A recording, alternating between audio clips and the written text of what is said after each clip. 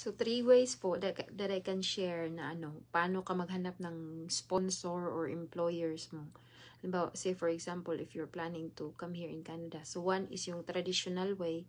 Yun yung, yung maghanap ka ng legit na agency. Tapos, yun, kung anong mga hiningin nilang requirements, you're just going to submit and then pay.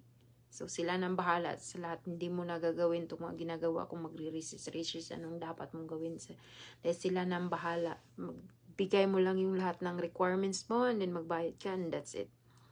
Dito naman sa ang pangalawa is referral, through referral. If you have friends here or family ba, so na hindi kaya mag-sponsor sa'yo, i-refer ka nila sa mga kakilala na meron ding mga kakilala na nandito na naghahanap na. So, yun.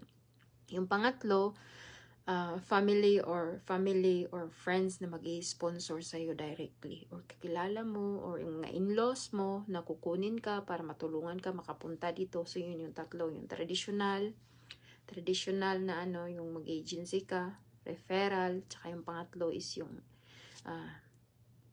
direct na family mo ang mag-i-sponsor sa'yo dito. Family, relatives mo, yung mga ganun.